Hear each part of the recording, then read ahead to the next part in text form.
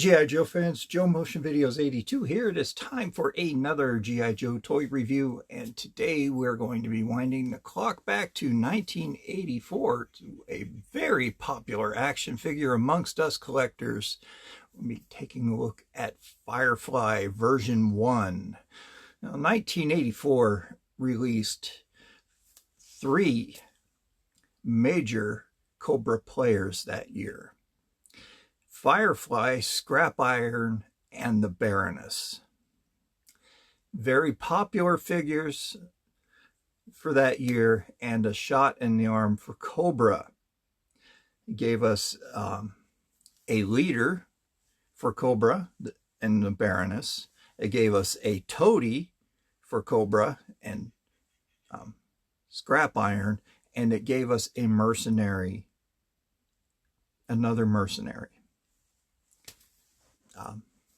Firefly, Sabotor. Did he work for Cobra? He didn't show up very much in the cartoon. Yeah, was he really a Cobra agent? The way he was portrayed, not, in my opinion, I didn't really think so.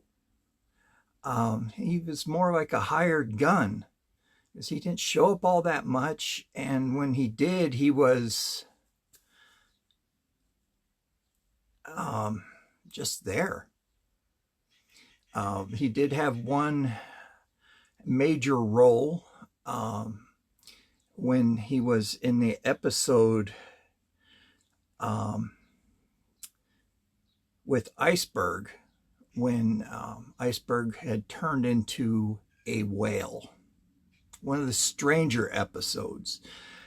He was sent up to the Arctic to go after this special plant, and I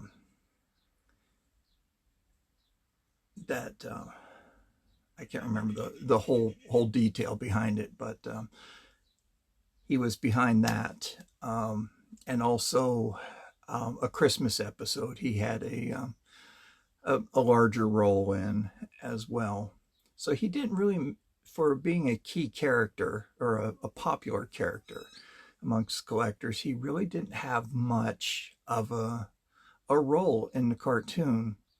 But as a kid looking at him, I thought he was a ninja.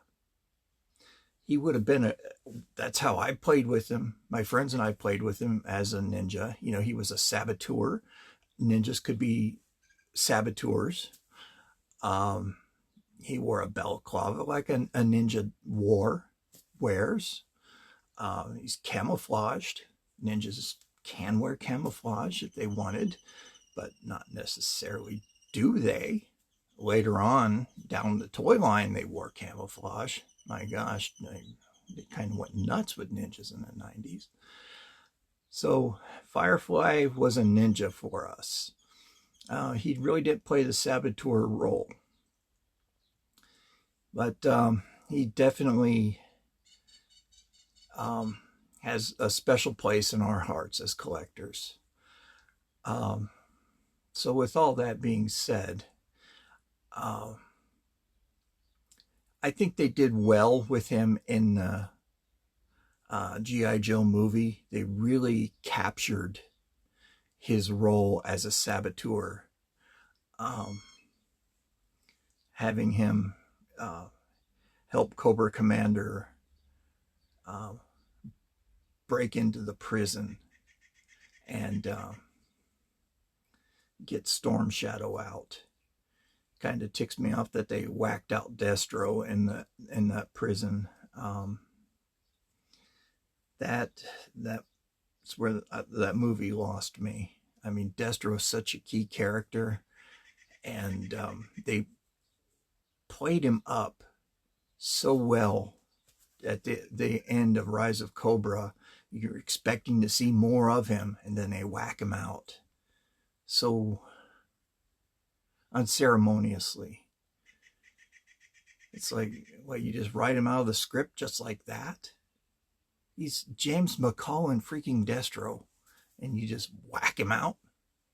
You know, that's why I think those movies just tanked.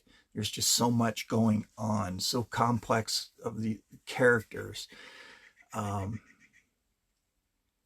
can you really portray everything in those movies and fit them into 90 minutes? You can't. But I'm not here to review those movies, and I won't review those movies. So we are going to review this character, but they did do a very good job with him in that movie. That's all I wanted to say about that. So anyway, let's go ahead and take a look at this very fine action figure. All right, so here he is, looking pretty sharp there. Very fine action figure. Just happened to have his file card. As you can see, he is just clipped off of his card back. Nice powder blue background there. It says with the swivel arm battle grip. So it says Cobra, Sabotor, codename Firefly. File name is classified. Primary military specialty, sabotage, demolitions, and terror. Birthplace is classified. It says no one knows what Firefly's real name is or what he looks like. Well, we know what he looks like. We saw him in the movie. He is known by his work. Expert in all NATO and Warsaw Pact explosives and detonators. Why does that have to be NATO and Warsaw Pact? Why can't he make his own stuff? Always places his charges in one place that affords maximum damage. Okay, well, it's what you're supposed to do. You're just not going to put it in one area and just have it explode into open air and not do anything. There is no question about his infiltration skills, since no one has ever reported seeing him enter or leaving any target area. Even Cobra Commander doesn't know much about Firefly. His fees, hence mercenary, paid into a numbered Swiss bank account are always payable in advance. He makes no guarantees and gives no refunds. Okay. You can see the very sinister look on his face. Ooh. All right. So Firefly, let's go ahead and take a look at his accessories first. Come on, give up the weapons. So he came with this MP5 submachine gun done up in green plastic. Nice flash suppressor on it, and it's supposed to be a collapsible stock on there. It's a 9mm. Also comes with a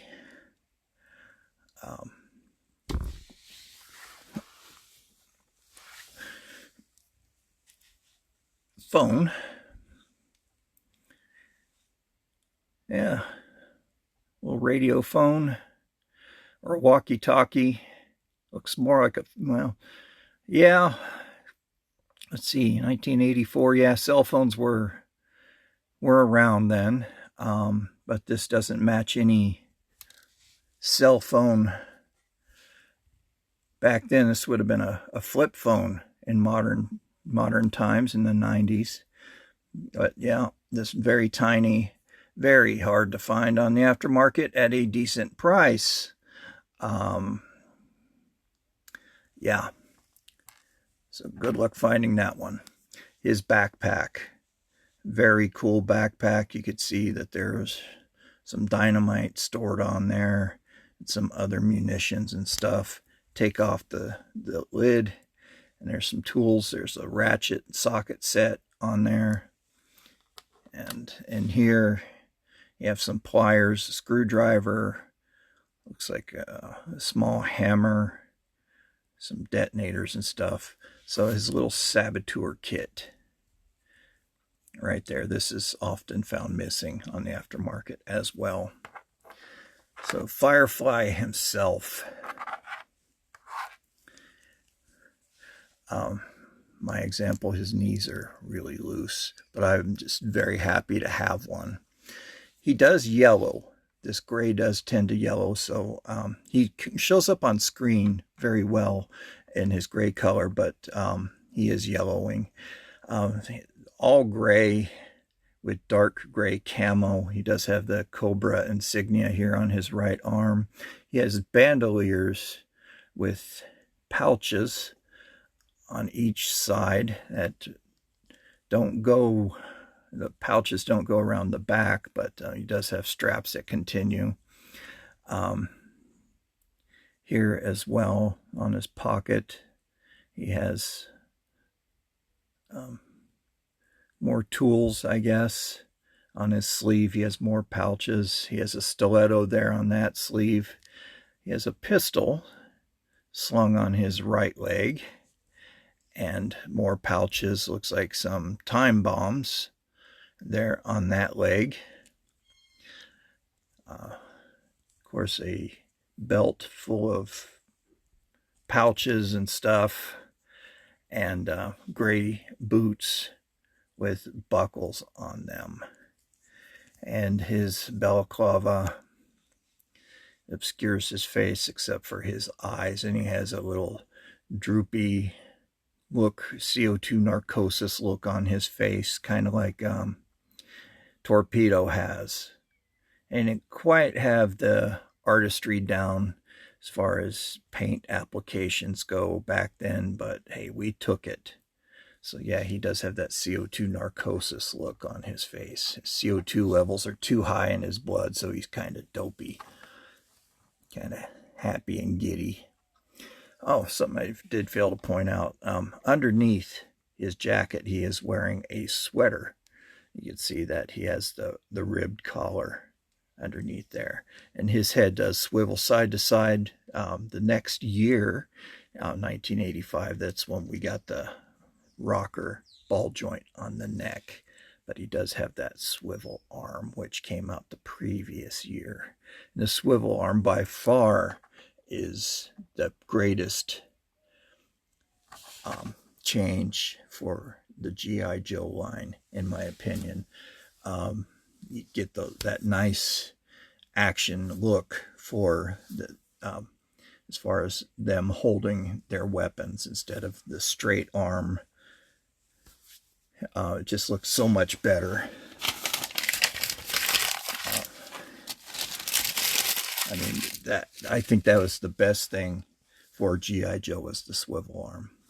But the sigil on his arm, I'm surprised it has lasted all these years through all the rough play that he has endured. You can see the paint is rubbed off on his feet. But this was definitely well loved and well played with by whatever kid owned him prior to me, or whomever had sold it to me. Or it could have been the original owner. Who knows? But, excuse me, had a little workout at work today. Still coughing from it. So, yeah, there's Firefly for you. Alrighty. So here we are, Firefly. Let me know what you think about this guy. Do you have him? Did you have him as a kid? He is definitely a very popular figure even now. Very prized with the collectors. I'm quite fortunate. I feel quite fortunate to have him. I won this one in an auction several years ago. Nobody had bid on him, and the auction was just closing, and I got in under the wire at the last few seconds, and I bid, and the auction closed. So I got at the right at the bidding price that was set. And I sort of felt bad for the buyer or the seller. I know they were expecting more. Everybody, expects more when you sell something. And he he emailed me and said, I'm sorry. He said, the auction ended. Were you the one that bid? I said, well, yeah. He said, okay. He said, well, what's fair is fair. He said, let me post it again at your bidding price. And he said, I'll sell it to you. I was like, hey, great. I was willing to offer more, but he said, no, what's fair is fair. So I got it for whatever dollar amount he had it set at for the initial bid. So yeah, got it pretty cheap. But yeah, I was very, very fortunate with that. So yeah, I keep him in a clamshell. So yeah, let me know what you guys think about this guy. Any childhood memories you have of him. I know my first exposure with him was with my friend John, and we just played the heck out of him. I just really loved Firefly. Camouflage is what I liked. Anything camouflaged, I played the heck out of. But anyway, I am beat. Just a long night at work. Dog tired. So I'll go ahead and wrap this one up. You guys take care. Stay safe out there. Be kind to yourselves. Be kind to everyone around you. You never know what type of day someone's having. An ounce of kindness does go a very long way. And be kind to animals. They know nothing but unconditional love.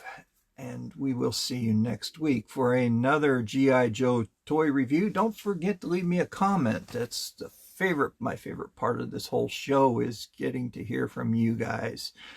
I do answer back. All right, we'll see you next week for another G.I. Joe toy review. Bye-bye.